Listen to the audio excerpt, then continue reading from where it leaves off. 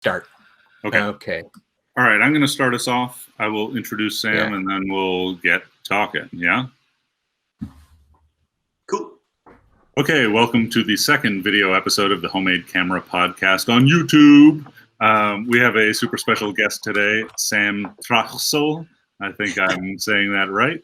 Perfect. Thank you. Sam sent me an email out of nowhere. He is not internet famous, although he should be, about building a giant camera, or a camera that he built already that's giant and shoots direct positives. And I was really interested in it and wanted to talk to him about it. We thought we'd make an episode about it. Sam works at Ars-Imago in Zurich. And yeah, we're going to start the show. Sam, welcome. Welcome. Thank you very much for having me. Thanks for being on. Hey, Sam, can we start out? Tell us a little bit about yourself, who you are, what you do, and how you got into photography. Well, I work at Ars-Imago, and we are really the last film photography store in Switzerland, because every other store went digital and then went bankrupt, so there are no stores at all. And we are really the last place where you can ask questions about paper or chemicals or film or whatever.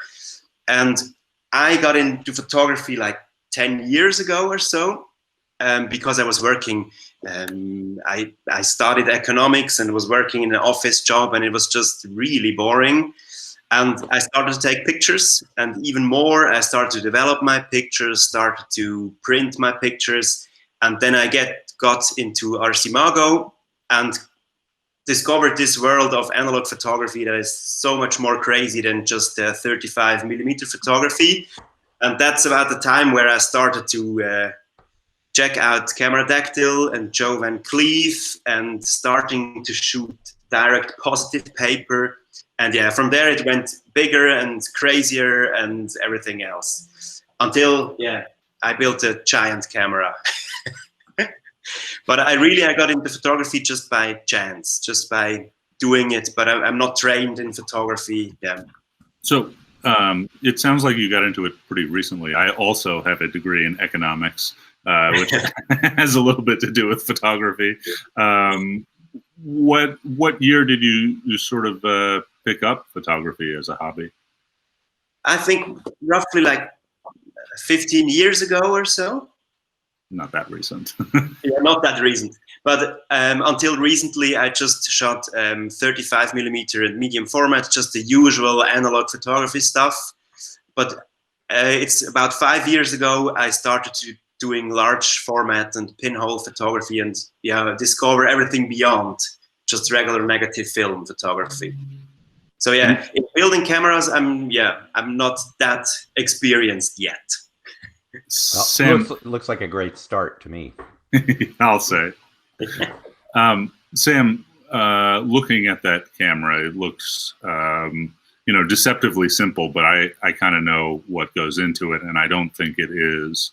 I assume that you probably have been a lifelong or at least long-time builder of other things. Am I right?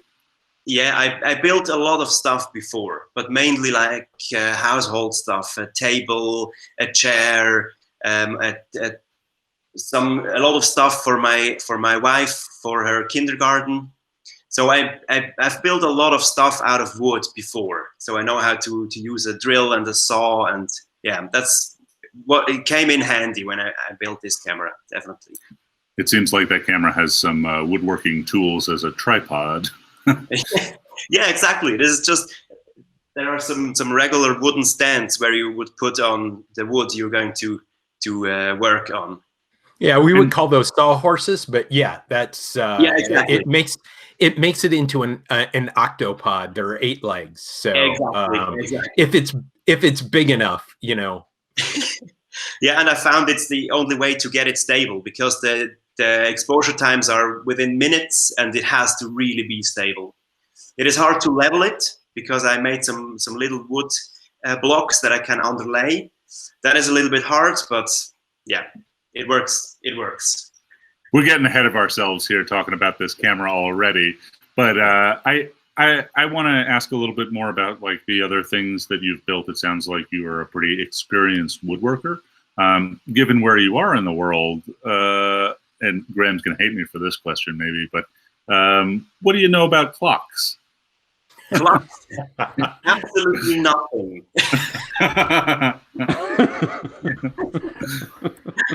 Yeah, can we ask him about chocolate as well, or I mean, what else? You know, but chocolate is not necessarily related to cameras, whereas no, but except it's clocks related to photographers. I mean, have you ever listened to the FPP? They're on about chocolate all the time, so I think that's just as legitimate.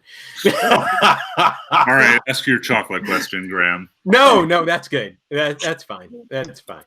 I think we're done with our stereotype Swiss questions. Well, okay, but it's right? not it's not a stereotype question. It's like clocks and cameras share the same heritage a lot, right?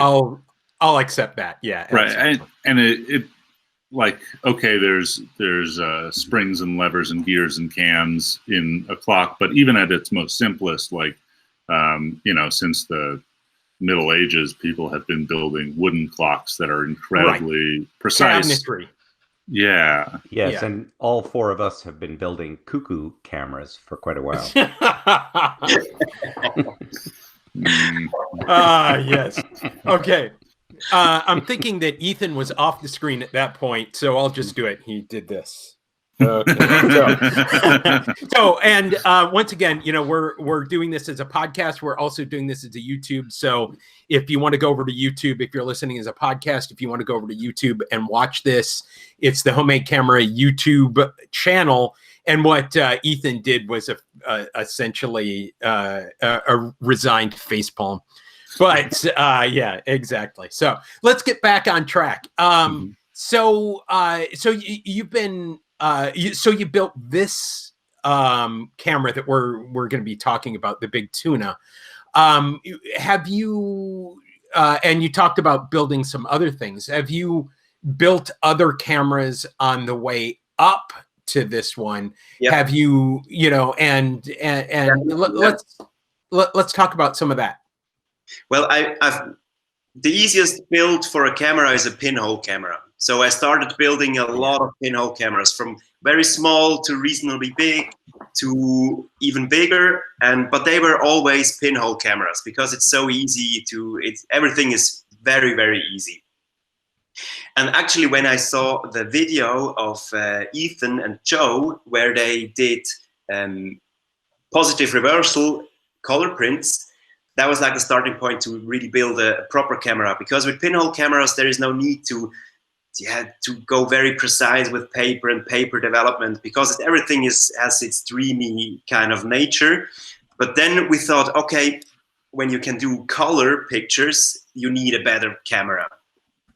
So all the experience from just building a light tight box and building some sort of placement for the paper, I knew all that before I built this camera. So that helped a lot, because getting a box light tight sounds easy, but the bigger the box is, the more complicated it gets. Sam, do you happen to have any photos on your computer of those first bunch of pinhole cameras, or do you have any that you can show us in your house? Maybe I have some. Yeah, just of the really small cameras I did. Let's take a look. Film camera. Where can I show this actually? So this was like one of the. I built a lot of them. It's just as the size of a film canister. Wow, is that an old aluminum film can, or in Zurich can you still get aluminum film cans? Well, we still produce them, but this one looks to be an old one. Yeah. I guess it's an old one. So let's describe this camera. It is an aluminum, old style screw top film canister that a single roll of 35 millimeter film comes in. It has a hole on one side, so I assume it's got a curved plane. Is that correct? Exactly. The picture is curved all the way up to the hole, so it's nearly 360 degrees. So it's a lot. Is this? So are you putting film in this, or are you putting paper in this? I both. It works with both. Okay. I put direct positive paper in because then you have like these little postcards that have a really weird bend. And I built a bunch of them because you can take one picture, and then you have to develop the picture. So I built a bunch of them just to carry them around and to take multiple pictures. Sure. So is there a website here that we can send people to so that they can see it as well? It is our blog. I have a link, but I can maybe share it. I've got the link to the Ars-Imago blog. We can put yeah. Okay, so it's on the Ars-Imago blog for anybody who wants to follow along. Okay, so this is it's handy. It's pocketable. You can pocket a bunch of these. Well, without them rattling around in your pants and your wife saying, "Hey, quit with the rattling on the pants."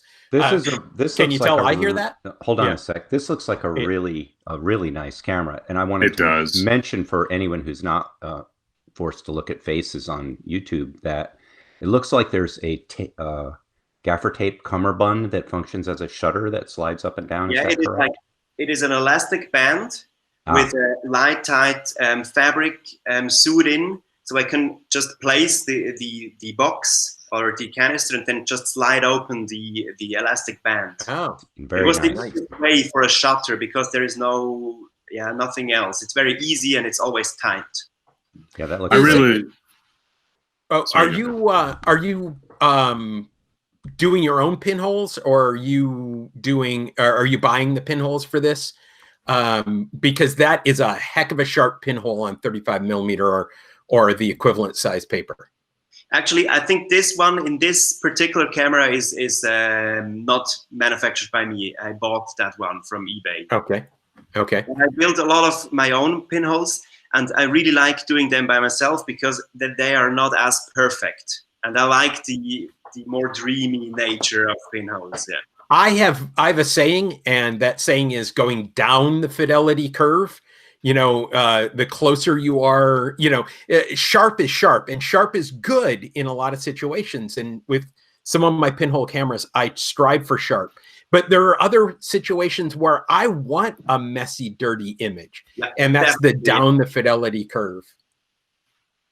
Yeah, definitely. I really love how these render, particularly that first image from the pinhole.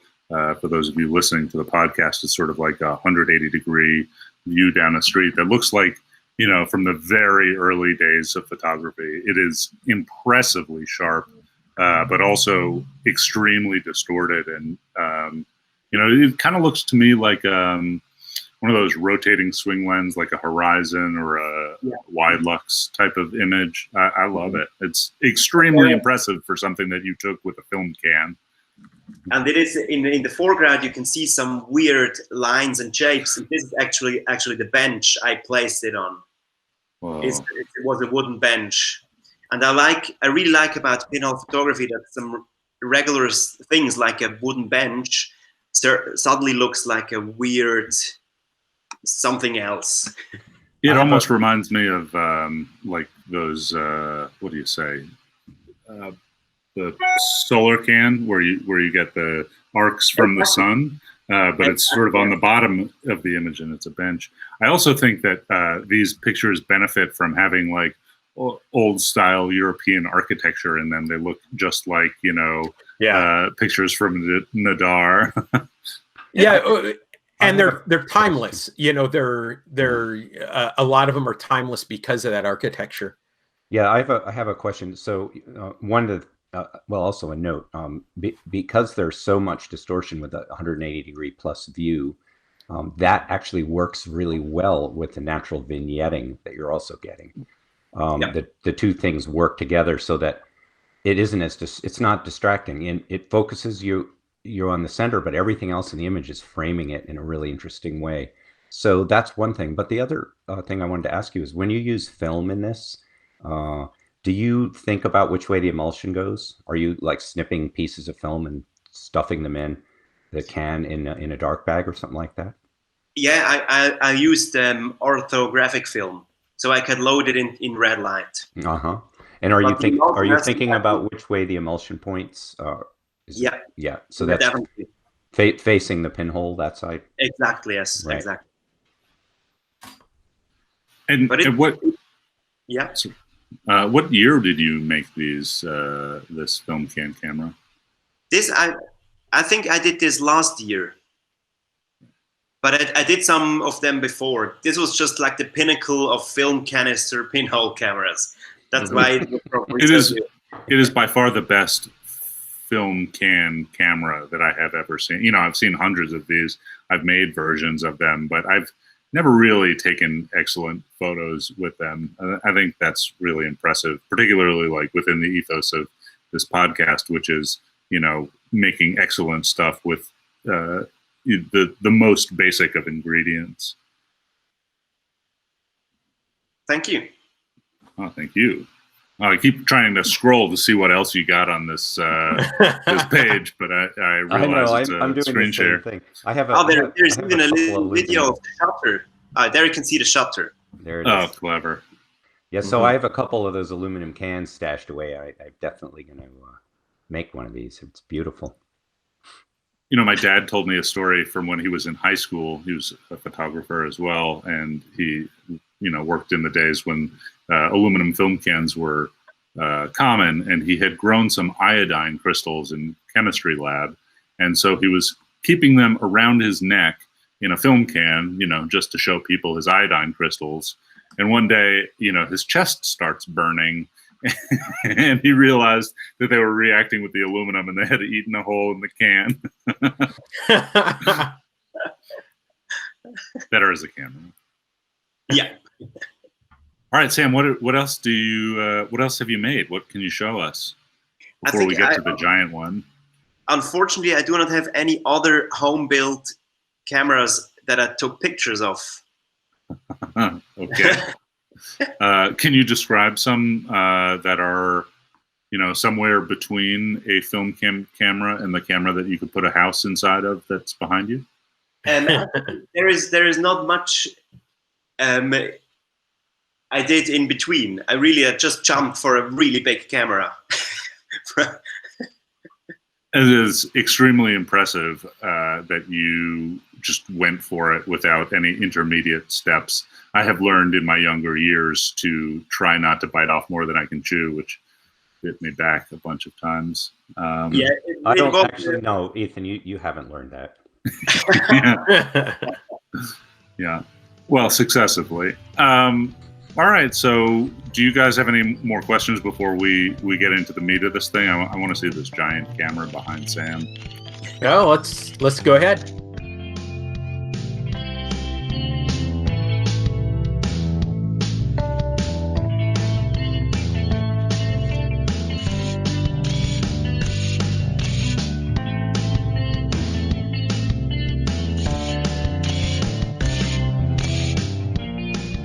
Sam, tell us. Let's get into it. Tell us about this. What do you call it? The Big Tuna.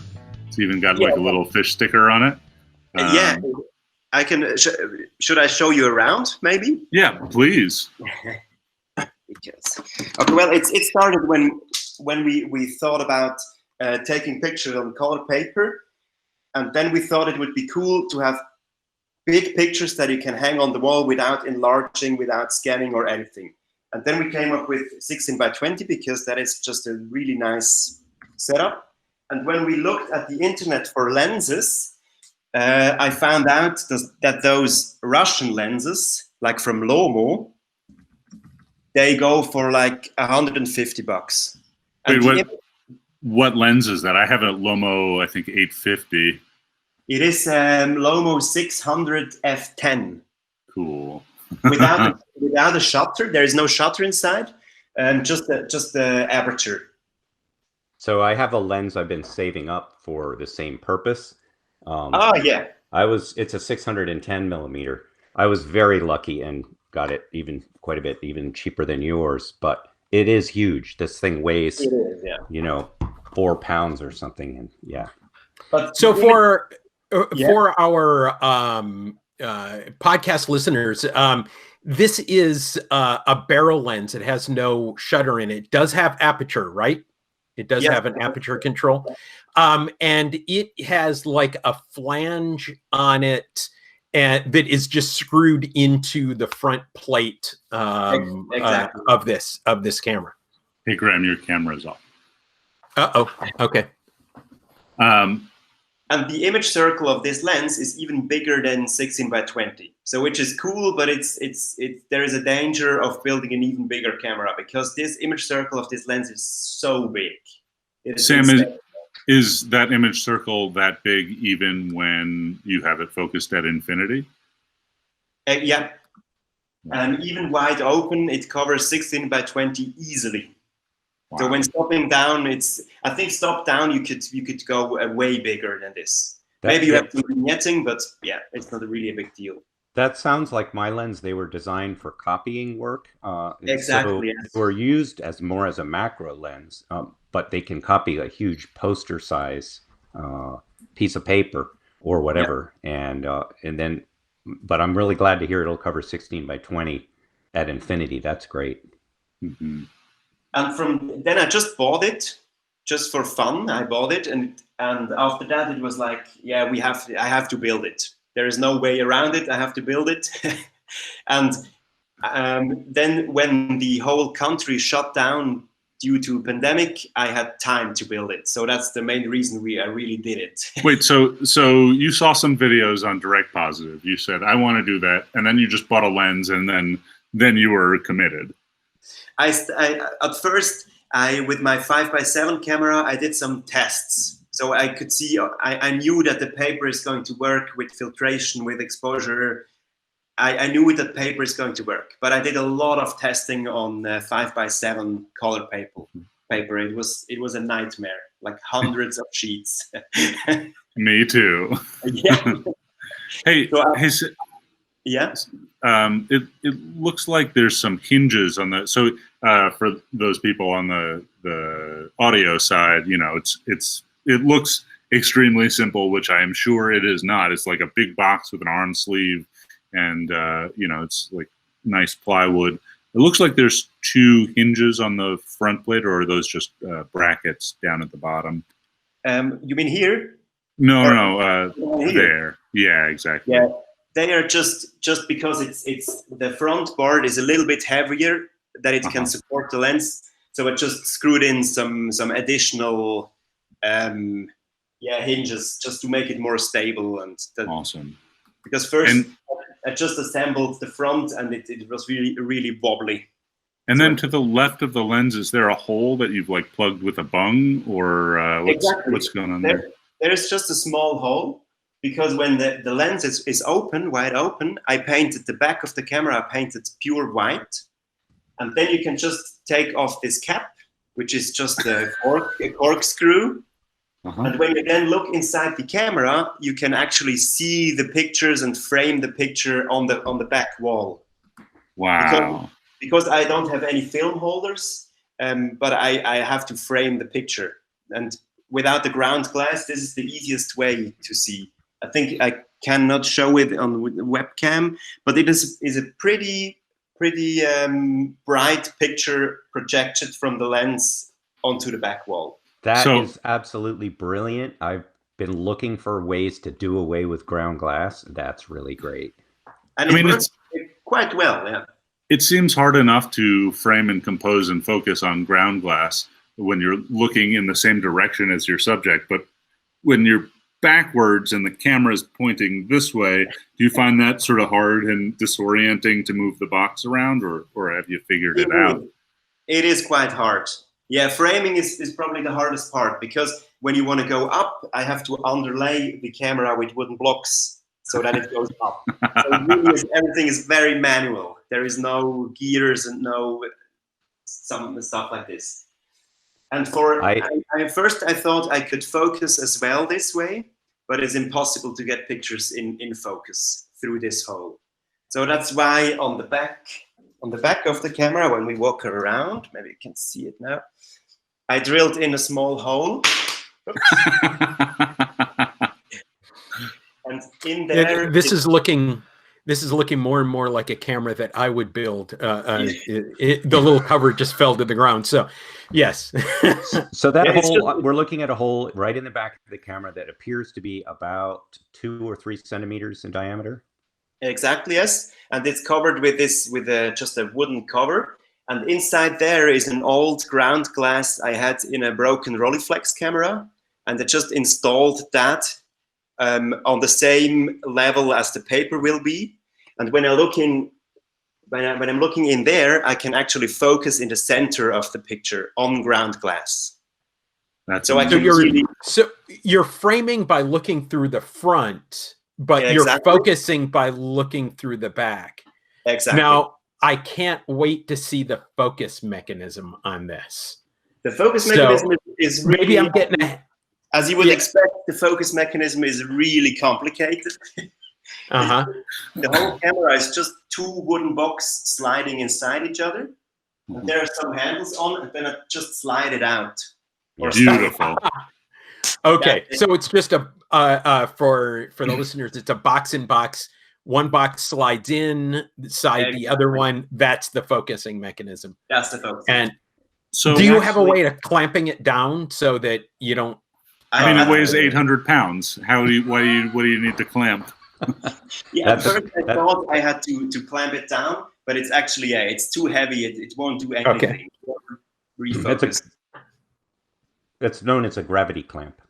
Exactly. It uses physics. Yeah, right. So I've actually built a very similar camera to this. When I started doing direct positives, Joe brought over a tailboard camera that he had made years ago, which had some deficiencies, but was also one of the most fun cameras that I had ever used. And it was just a box like yours, right? And it was so fast to use. And so we made together some laser cut version of it. But what I found was I really needed a tailboard, because as I pulled the inner box out the back, it would sort of sag and I would get not perfect alignment. So the tailboard sort of kept it up. I wonder if you have just done this with better precision, or the fact that it's so big. The 2 boxes, they fit in so snugly, I had to sand them down to really fit them. So it's a really snug fit. And I only focus to like 3 or 4 meters, and then it expands like 10 centimeters out. So it's not a lot that comes out at the back. There is no problem until now. Maybe if I'm going to take portraits or like really close stuff, then I have to rethink it probably. But for landscapes and everything down to 3 meters, it works pretty well. Wow. And so moving on systems, I love that you have an Afghan box camera style sleeve there. Do you have one on either side, or just, I mean, I assume that you can't even reach around. There's one here on this side, and the other one is on the other side. And I can reach in with both arms. So are you like 8 feet tall? It works quite well, but it looks weird. That's like the weirdest part. When people walk by you and you're like inside this box, they think you are mental. Yeah. And then inside are just two paper boxes. One is for unexposed and one is for exposed. And then I just lift open one box and hang it with magnets in the back. And they just fit down in the bottom of the camera? Yeah, exactly. They're sitting down here in the bottom of the camera. So these armholes have sleeves in them with an elastic base to that sleeve, so that so it keeps the light out. It's very much like a changing bag. It's just like the sleeves off of a changing bag. They are from a changing bag. Just perfect. Put them off and glue them on. How did you glue them? Or is there like a retaining ring there? There is a retaining ring here, and I glue them on there, and then the whole ring onto the camera. Wow. Because at first I just attached them to the camera, and they were always hanging inside the camera and making some weird shadows on the paper. Mm-hmm. But it's just cardboard, a cardboard ring that sits on top of the camera. Very easy. Sam, can we see inside the camera? Can you pull the back off, or? Oh. Of course, I'll just put it here. Yeah. Hey, before you do that, would you demo what it looks like with your arms inside the camera? I mean, this thing is what, like 20-something inches wide. It's like wider than my shoulders. I imagine that it's like really hard gymnastics to get in there. Well, I don't think he needs to get like this. Oh, no. That's so good. Okay, so actually, I think that we may have Sam, if you could do that one more time. Ethan may have pulled the audio or pulled the video by laughing during that. So I just want to see that. Yeah. So say something now, Sam. So you pull the video. Yeah. So now I just put my arms inside, and it's quite. You can reach around quite easily and just hang the paper inside the camera. It's really perfect. Really simple. Perfect. So, and I want to do a little bit more description. This looks like it is made out of plywood. What is the thickness of that plywood? It's about, well, I think about 5 millimeters, which is okay. I don't think it's quarter inch. Quarter inch, okay. Yeah. So it's not that thick, but it's still about. Yeah, it's heavy. It's quite heavy. It looks like a very sturdy camera. Like you could roll that thing down a flight of stairs and it would be fine. Yeah. It wouldn't need this thickness of plywood, but yeah, it's just the one I had. Mm-hmm. And then one other interesting feature, because for the color paper, you need filtration because the colors will always be off. And the filters I have are like 3 filters. They are really dark. And if I put them inside the camera, I cannot compose anymore because the picture is too dark. Mm-hmm. And if I put them in front of the camera, because I don't have a shutter, it's always too dark. So I'll just, maybe you can see it. I just put them on a hanger, the filters, that I can pull up out of the way of the lens. And when I take pictures, I just pull them down again. And does that peg pull out of the top and go into the side to keep them up while you're focusing? Exactly. It's like this, and then it just... So this is the default mechanism when I'm composing pictures. So clever. Hey, can we see that from the inside? Yeah, I can open it up. Ethan, describe that so that so while Sam's doing this, for those of you listening, it's like he's got a rod with the filters on the end. We're about to see inside and how the filters are attached, but he pulls the rod up from the front of the camera and then puts a peg through the center of the rod to keep them out of the way of the lens while he's composing. And on top of the rod, there was a disc which stops the rod from dropping in the camera, and also, when it's down, serves as a light trap. Like this. It's really simple. It's as simple as it could be. That's great. And is that just like a Kodak Ratten filter, or a set of filters? I found out as much as like you did as well. It is multi-grade, Ilford multi-grade filters. I see. That's Joe's method. 00, I think, 1. And I have some very thin tungsten to daylight filters, and I put a few of them in, so it's not as cool anymore, the color. Mm-hmm. So it's really about 4 or 5 filters. Yeah. And the filters is attached to the bottom of the rod by a little butterfly nut and a bolt. And then I guess you must have a way to know when you're lifting it up and down that you've got it perpendicular to the light path. Is there a mark or something? No, just in the downward position. It's as far as away as it should be. without getting tangled in the lens. Right. Anything, yeah. Right. It's very close to the lens. Yeah. Exactly. Yeah. Yeah. Yeah, and that's about it. And in the other back, maybe you can see it. There's just a painted white back where I put the paper. I have some small magnets holding it in place. Awesome. And this is the small ground glass from my old Rolleiflex, and just the paper boxes. That's it. And it looks like you even put flaps on the inside of your sleeves. Exactly. Very nice. I noticed that when I'm pulling out the hands from the sleeve, sometimes a little bit of light gets in. So I have some curtains installed here with light-tight fabric, and they just fold over the holes for the sleeves. So then it's really, really light-tight. And I never had any light leaks or anything anymore. That was like the last problem I had to solve, because when pulling out the sleeves in this position, sometimes, there are light leaks.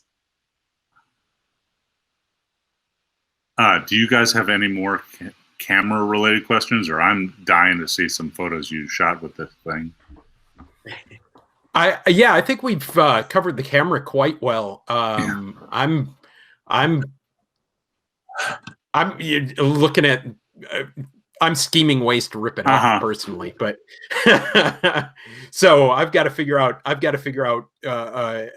build that uses a lot of these ideas. So yeah, the mighty minnow. I'm excited. Yeah, and all the ideas are very, very simple, because the whole country was in lockdown and I couldn't get any supplies, any wood, anything. And I think if I had more time and more access to different supplies, the camera would be way more complicated. Yeah. But it's kind of, I like about it that it's so simple. Everything on it you can build even without a workshop. It is really okay. So yeah, that's kind of my question. So what would you do differently if you were to build it today? So if you were to build it without the limitations that you had at the time? Well, I would probably install a proper shutter mechanism, because now I only have like this hood I put on and take off. Mm-hmm. And sometimes when I take pictures wide open, the exposure times are like 15 seconds, and you're just too slow for 15 seconds. So the shutter then is like a little leather cylinder. Looks like sewn out of leather. Is that right? Exactly. It's cardboard covered in leather. Mm-hmm. I would do that differently, and I would probably install the sleeves a little bit better. I would really make a proper attachment ring with really the right size sleeves, and not just the sleeves from the changing bag I had. So that, because it would be more comfortable to reach inside the camera with proper attached sleeves. So when I built a camera like this, I was using a lot of thin plywood, and I don't know, I assume Swiss lumber is a little bit more precise, but my lumber was, once in a while I would get like a board that was really twisted. And so my method was to do a lot of like lamination and interlocking joints, so that by the time I put it together and clamped it in the right position when the glue set, everything was perfectly straight. But I mean, just looking over the webcam, your joinery looks beautiful. And I'm not exactly sure how you did it. Do you have like biscuits in there, or I don't know what they call them in Zurich. I just had glue and nails. So it's just glued and then with small nails held in place. I think you're looking at the quality of the plywood. I used to work at a cabinet shop, and there's construction grade plywood is very inconsistent, but cabinet grade plywood made properly, it's much better to work. Yeah, the wood was like perfect. Everything was really flat, and it was really nice to work with. It looks like all of your cuts are really, I mean, like the joinery looks great. It doesn't have any like dovetails or router stuff, but it's everything is like flush, and I don't see any crookedness or gaps. I don't think I could do that with nails in 100 years. Yeah, it was the first few joints are always a nightmare because everything wobbles, but then it got pretty easy. And that's the only thing really Carpenter did before lockdown. It was like the last day, and he just made my boards. He just really saw them precisely. That's the only thing a professional did, and I think it was worth it, because with my hand saw, I would so I do have a home technique that you can use with your handsaw. Make a cut slightly oversized, and then sand it to the precise line using some sort of fence or ruler. Yeah, I did. I actually it takes did a little time, but you can. Yeah. Right. Yeah, I did a lot of sanding with this camera. Right, but because that's a the lot. two boxes they had like no tolerance, so I had to sand them down in order to get them fit snugly. And so, Sam, you had somebody else make the cuts, I assume, on like a table saw with a nice sliding fence. Did you draw this thing out by hand, or make a CAD model, or did you just come up with it in your head? What were the plans you gave the carpenter? I just gave him no plans at all. Just, I need one board in this dimension and one board in this dimension. I have a little notebook, and I just started drawing plans, and they got more refined through the whole notebook. And then in the end, I had just like the precise measurements I would need. Did you draw it like?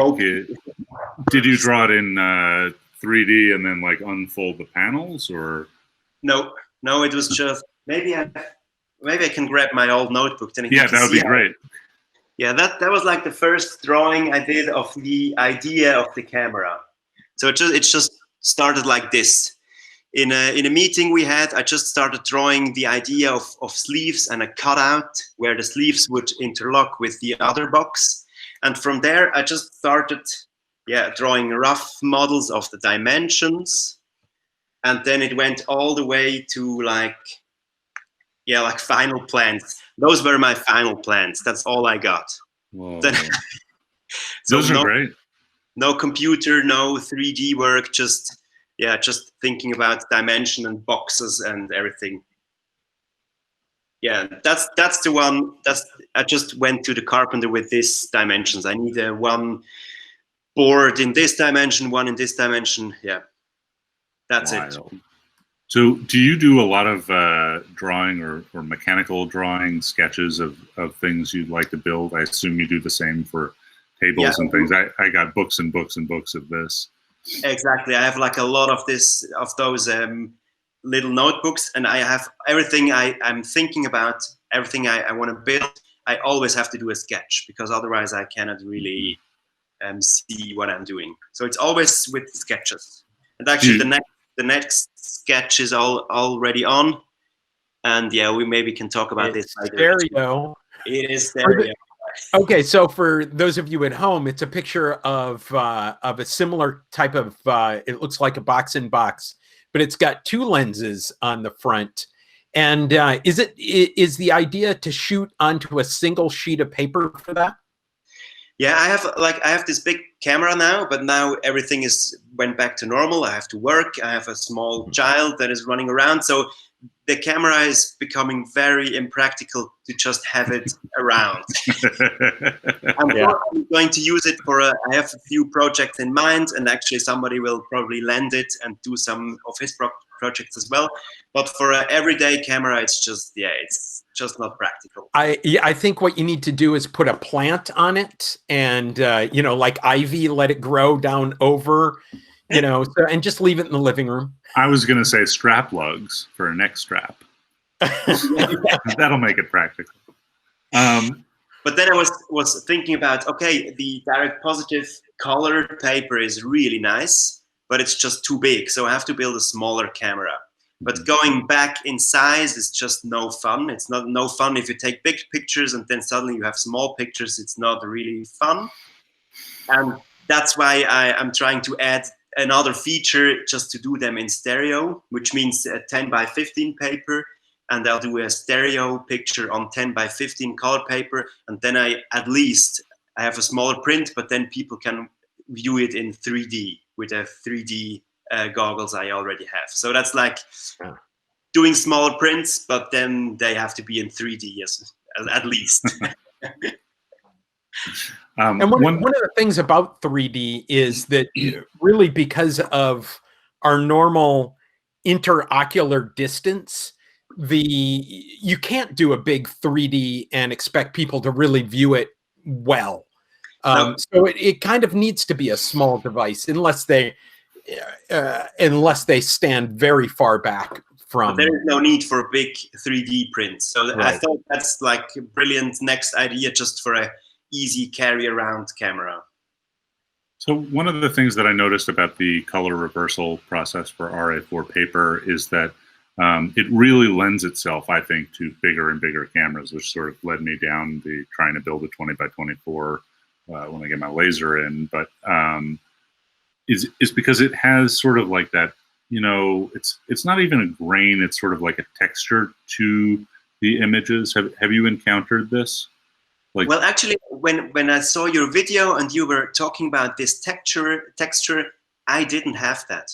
So my pictures are sharp until the very end. So this is like whoa! What paper and chemistry are you using? That's amazing. And when you zoom in, I'm not sure if you can see it, but there is absolutely no grain. There is just detail and shadows, and yeah, it is insane. That's crazy. That's probably the best print I've seen out of this process. It is really. This one it's hanging in my daughter's room because she likes big noisy machines, and it came out really, really great. And there is no grain. It is Fuji Crystal archive paper. That's what I'm using. With the Tetanal Air RA4 kit. All right, I guess I'm going to order some Tetanal the next time. I think you developed the first development you did with Dectol. Yep. And I did with multigrade, Ilford multigrade, but I'm not sure if that makes a big difference. That's it, right? So actually, I don't know if this was pre or post video, but Joe and I drilled down into this pretty far, and we were talking to whoever it is, photo engineer on Photrio. He's into it, or photochemist. We noticed that you could see that pattern already after the first developer. So we decided that it had to be first developer related, right? You can see it in the black and white negative. And so we tried Dectol at different dilutions and different temperatures. I assume you're just doing it at room temperature. Yeah. And we thought like maybe we would start, I have like built some homemade temperature controllers, but we didn't want to get that far if we didn't have to, because ultimately we want to do it outside without a generator, you know. I think we tried one other paper developer, but we did not use Ilford multigrade. But the best results I got with a very, very weak paper developer. It's our own brand. It's called Ars-Imago PE, and it doesn't even have like hydroquinone in it. It's like extra. It's like based on vitamin C.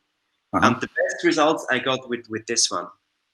It was not very aggressive, and just for like 5 minutes. I did development for 5 minutes. And are you finding that you have to really sort of overexpose the paper so that like the negative is almost black, right? So you can cut down through a lot of the excess silver to get a good exposed positive? I didn't notice that. My negatives, they look quite normal. So they're not very dark negative pictures. Interesting. And I do the color development, I do at room temperature as well. Okay.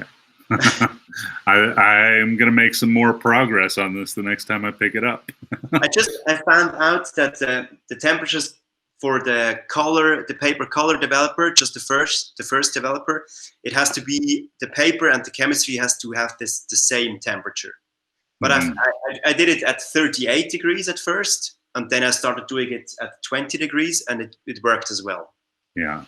So I think my developing techniques are very, very rough.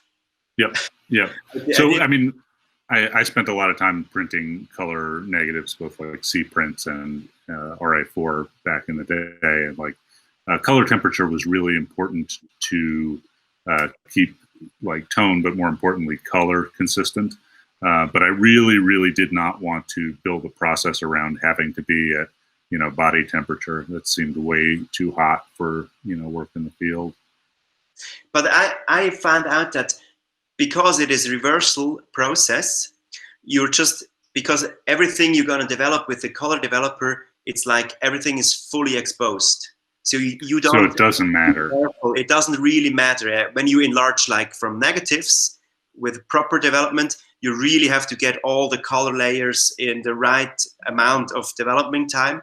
But since it's fully exposed, everything is fully exposed to light, I think it makes it way more tolerant to temperature and developing times. I think that's a beautiful insight. That's a very similar insight that I have had to the black and white process, but you've taken it a step further, which is that, you know, you could use a lot of things to control contrast. Like in normal black and white printing, right? You could control contrast normally with like RC paper or paper grade and filtration, but you could also control contrast with developing time, even though it's not recommended because you start throwing so many variables in. And a lot of people have asked me, you know, how does the first exposure versus the second exposure time, you know, vary? And like, okay, or the first development time. But the insight that Joe and I had was that we would use the first developer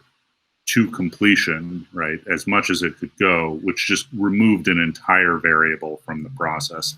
And it sounds like your insight is that it removes a couple variables later on in the process. I think that's very clever. I've learned something. It's the easiest way to fully develop the first developer. So you fully develop all the silver that has been exposed inside the camera, and then you fully expose the rest of the paper to light and fully develop in the second stage. And so are you just developing these in a bathroom, or do you have a dark room? I assume you're not doing them inside the camera. No, I was thinking about this as well. Maybe you could fit in a drum, but I have a small dark room in the basement near my workshop. And just 16 by 20 inches, just the biggest paper I can handle inside this room. And I actually do it with half a liter of chemistry. So it is really, I don't need a lot of chemistry as well. So it's very economical. And are you like constantly agitating the trays up and down? Exactly. Everything is constantly agitated there. Hey, Sam, do you have any more? Yeah. For mini labs, am I right? Yeah. Have you tried some other different papers? Not yet. There's only in Europe. There is really only Fuji you can get. Yeah. You could order some rolls of Kodak paper, but you have to cut it by yourself because you can only get it in the size of a roll. Can we see some more photos? I'm dying. Unfortunately, the ones I have here, I have like another one from the truck. I did like 2 from the truck, but this came out a little bit too bright. And I have some more trees. There's some more, and the other ones are, unfortunately, in the basement. Yeah, I did portraits as well, but they looked horrible because the flesh tones were way off. And I accidentally took some double exposures as well, which in detail I did. It's like a blue, like, I don't know how to call it in English. We would call that a dumpster. Sheet twice. And that's possible as well. I have to explore this a little bit more as well because, yeah, it's a double exposure, unfortunately. You know, this kind of reminds me. Have you ever seen The Five Obstructions? It's a Lars von Trier movie. Maybe.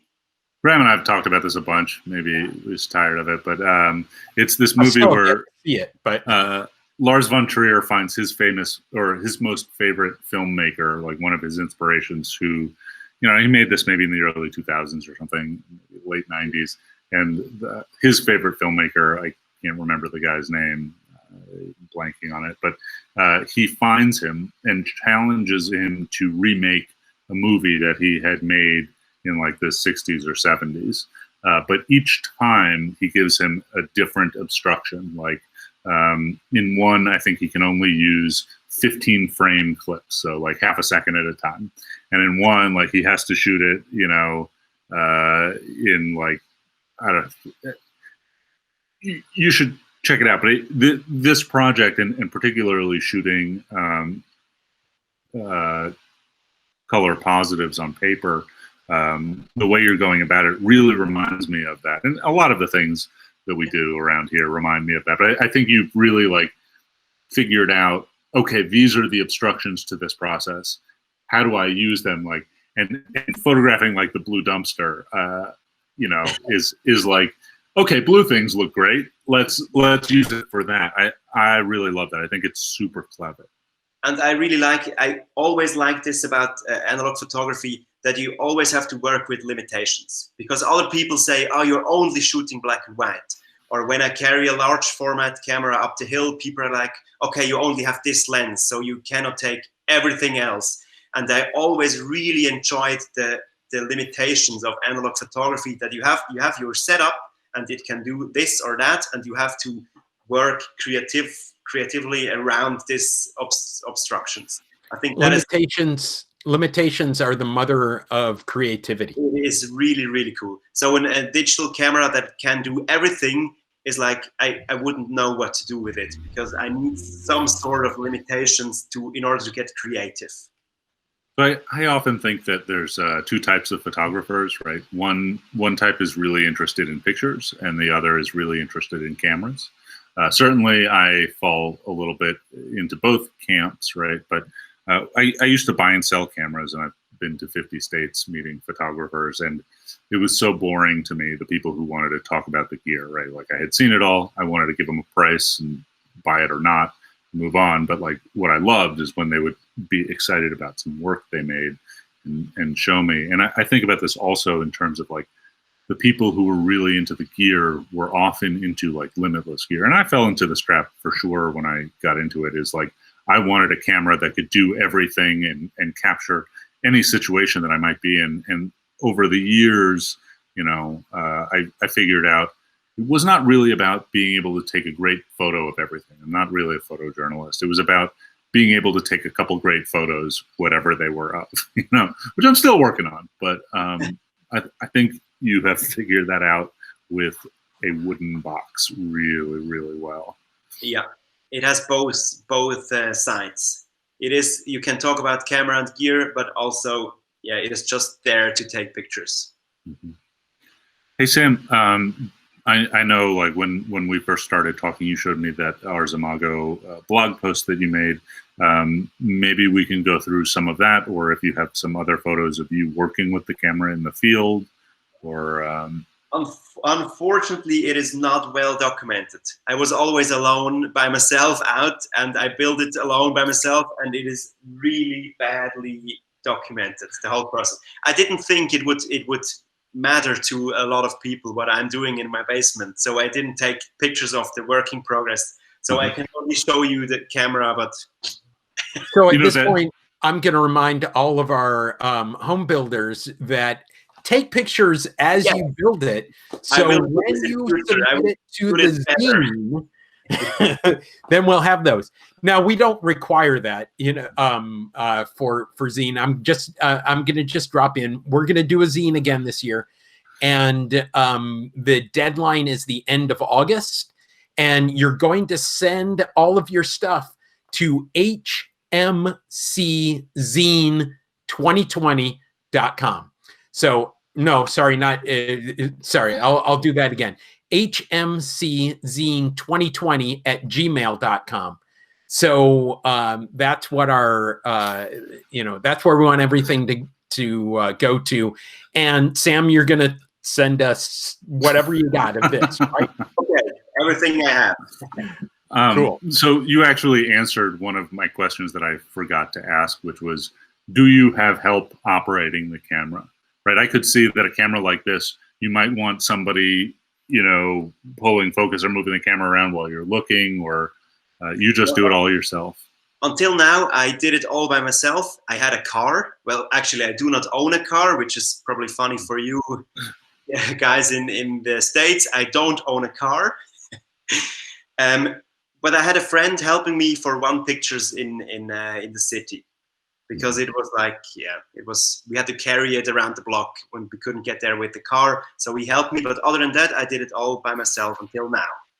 But a lot of my friends are like, okay, I want to join in. I want to hang a picture of this and that in my bedroom, and yeah, they will come along, and then it will be easier to set it up and to focus and everything. Yeah. I assume it's like a camera that draws people's interest, right? Like I from 7,000 miles away needed to talk to you about it. Like I assume that people who see it in person, I assume that it's the type of camera that sort of gets people engaged in the process and curious. I wonder how you use that sort of in your work, besides just tricking people into carrying your stuff around. Yeah, well, I think it's a great way to also to show people what you can do when you were up to something, because a lot of people stopped and looked at my camera, and there was a lot of people, they didn't understand. They walked away not understanding what I'm doing. And I think a camera like this is a good way to show people, okay, there is still color paper, there is still analog photography, there are still people doing old photography, and I think it's a nice way to keep everything alive when you meet people who really do not understand what you're doing. It's a great tool to show people analog photography. Have you had the opportunity to bring it into the Ars-Imago shop? I assume that the people who show up there would be, super interested. Yeah, maybe try and buy some. At the moment, the shop has to be, we have no space there because we have to block everything due to pandemic. But I'm planning to do a workshop on this camera, maybe next year, where people can take pictures and experience color positive development. Definitely, we will do that, definitely, yeah. Maybe you put that in between the checkout lines and put a bunch of film on top of it, and that's where you can store it. Yeah. You can live in it if your house burns. Yeah, but I'm planning to do a lot more stuff with the camera, just experience-wise, taking people along, making a workshop, because when you see color paper developing in daylight into a color print, it is so insane. It really is insane. Yes. Hey, Sam, can we just go through that blog post as a screen share? Would you just walk us through it a little bit? I'm sure the people who have made it this far in this video will go read and look for themselves, but might be kind of a nice thing to do. There is not a lot of content in yet, because we did it when the whole country was in lockdown. We had to do something to just entertain people because the shop was closed. But until now, we only have like where you can see the whole story about the big camera. You have something about film developing. You have something about lumen prints or pinhole photography. But that's pretty much it until now. We're planning to do a lot more, but it's not much yet. Mm-hmm. Can we look at the Big Tuna article? I think there's some great photos in there, and I think there's even one video. It's and a step, excluding myself, building the camera. Every step is in there. There is my test prints, a lot of test prints. Are those test prints 16 by 20, or you shot smaller? They're 5 by 7. They're just smaller ones, yeah. 5 by 7, and they were always off. It was really, it was horrible at first. And then the camera itself, where you can see the lens, you can see the focusing hole, and you can also see inside the camera. That's what you see when you look inside the hole in the front of the camera. So the picture is really bright and really crisp. So you can, for framing, it's really, really nice. And then you can see the focusing with the ground glass in the back, and how I focus with the interlocking boxes. Then you can see the sleeves at the side. You can see inside the camera how I load the paper. So I just put my hands in and then take That's a great picture. And then hang it. So it's really basic operation. And then the picture with the filters that you can put in the filters before taking the picture, and the shutter as well, just a small cap. And then I also go through developing, and there is a video of developing the picture. And this is the part that really people are like, they do not understand what's going on there. It is so cool. It is so cool.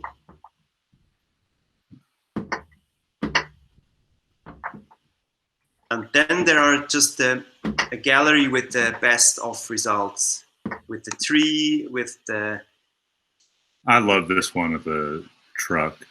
Yeah, this one with the truck is really, it's insane. It's unbelievable, that picture. I have to do more blue trucks. And then also the link to there's me. Joe and the link to Ethan. Yeah. And the link to this blog post will be in the show notes for this episode for those of you who are not able to watch it. So don't trash this episode. Just hold on to it. Get home and watch those. Watch it on YouTube. You can even maybe do a little bit of fast forwarding if you've already listened, but you get the idea. Sam, can you turn off screen share so we can talk to you again? Okay, great. So, I mean, we've kind of just like made this one long roll, but one segment that we like to do is like, what have you been up to this week? And then we like to do, what are you doing next? Let's kind of roll those together, if you don't mind, Graham, and like ask Sam about maybe what else he has been up to sort of recently in the pandemic photographically, and what you might be interested in building or doing in the future. You know, we touched on your stereo camera, but I assume that you've got a few more drawings in that notebook or that head of yours. Yeah, where should I start? With what I've been up to? Yeah, sure. I did, funny enough, I did a lot of pinhole photography recently. So I'm going to build another pinhole camera as well. But I was really into going to old antique stores and looking for stereo photography stuff. So I have like multiple stereo viewing stuff I found this week. And I'm definitely going to build a stereo camera. I already found 2 identical lenses from old size folding cameras. So I have 2 identical lenses. And yeah, at the moment I'm drawing some sketches of a stereo camera. And that's definitely the next thing I'm going to do, because it has to be more portable. I have to be able to carry it around. So I'm all in stereo at the moment. That's great. Graham and I have we've both gone way down the rabbit hole of learning about stereo images. I have like go to ethanmoses.com/3D. There's a whole section of anaglyphs that I made in 2010 when I built a digital 3D camera, and I have a shelved digital Ninslow. Okay.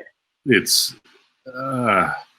I don't know. It's something we're both very interested in. I, in fact, once gave a presentation in 2010 on all of the different methods of capturing and displaying stereographic images, which is when I learned that the only thing more embarrassing than nobody showing up to your giant lecture hall is when one person shows up and you give it to him. But we still had a good time. We did it very informally.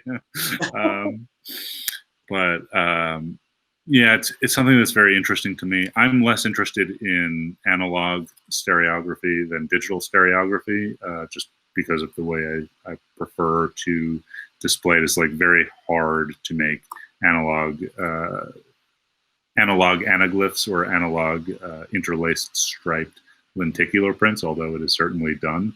But yeah, one of these days we're going to have to do like an all stereo show. Maybe you can come back on and show us that camera. I hope so, yes. There are a couple of things that I want to say about doing stereo. That one of them is make sure that your lenses are interocular distance as close to what your eyes are as possible. Oh, Make I sure. would. Oh, and also you want them to be normal in length. So you don't want them to end up telephoto. You don't want them to end up wide. You want them to be as normal as possible. And Ethan is going to contradict me here. Oh yeah, for sure, for sure. So Yeah. I built He's a wrong. rig that I'm definitely not wrong, Graham. I I built a rig where you could adjust all of these things, and normal focal lengths at a 5 to 10 foot distance with a human interocular distance is reasonable, but like you can take stereo photos of the galaxy on telescopes that are miles apart, right?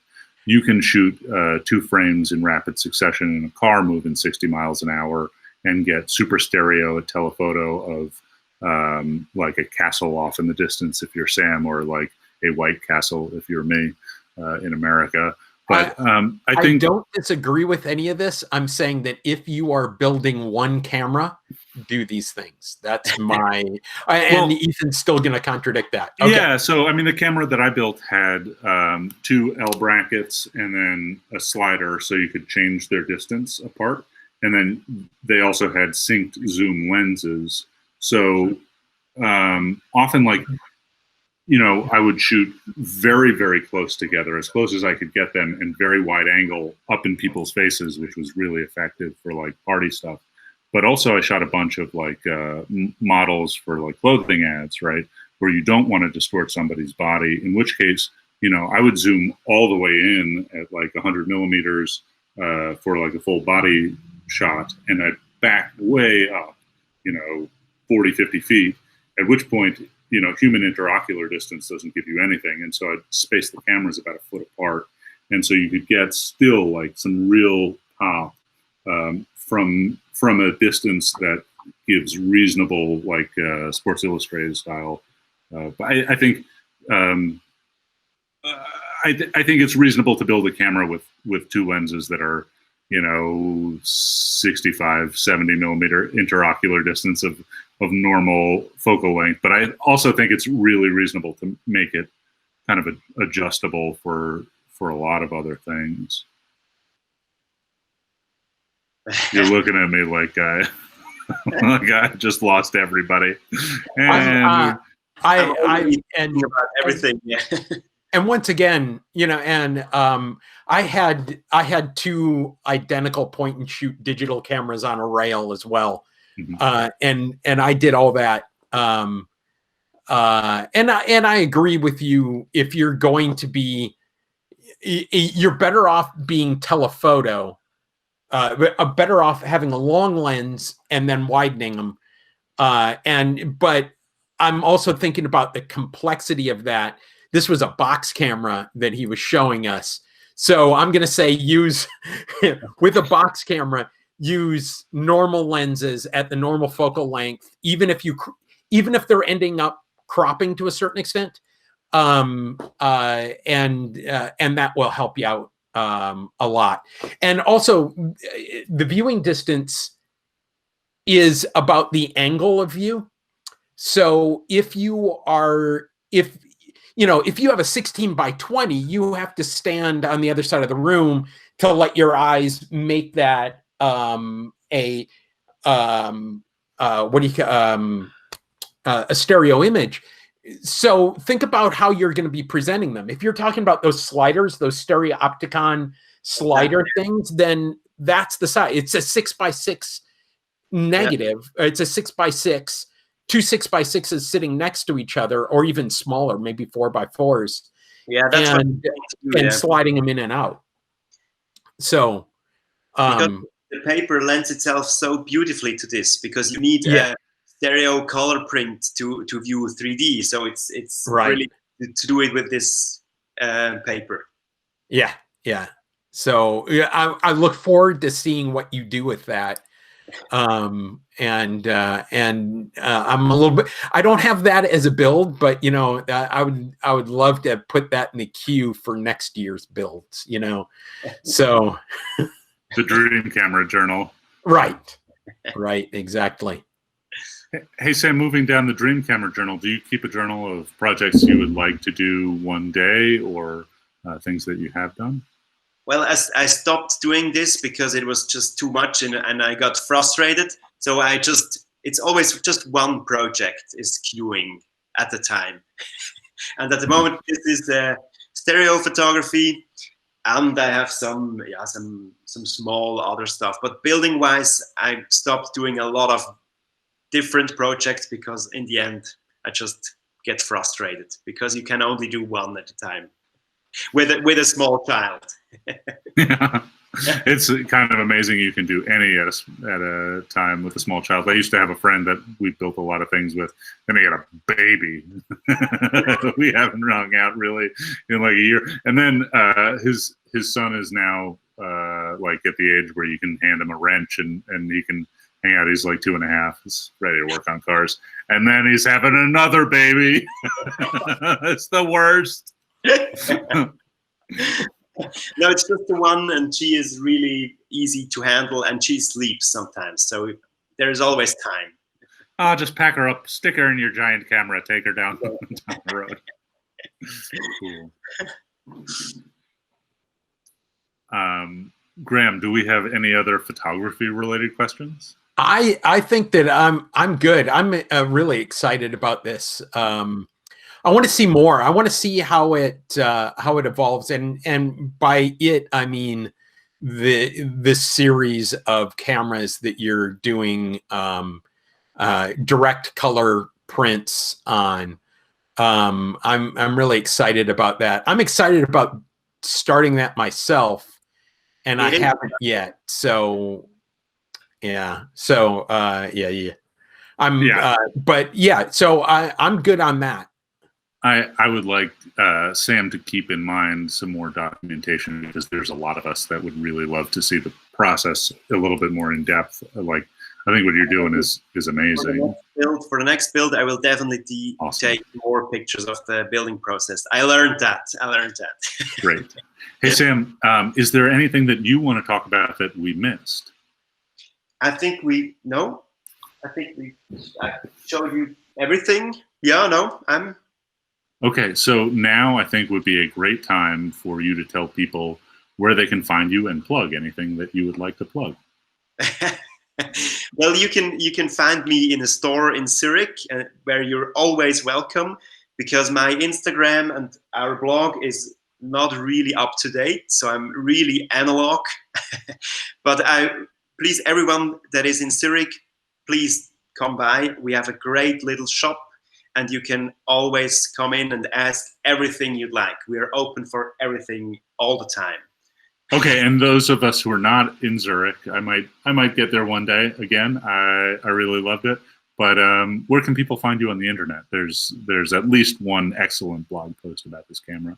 Exactly. We have our blog, and we also have an Instagram account from Ars-Imago, Switzerland, and there we try to entertain with quirky, funny, cool stuff that we find. So you can find there a lot.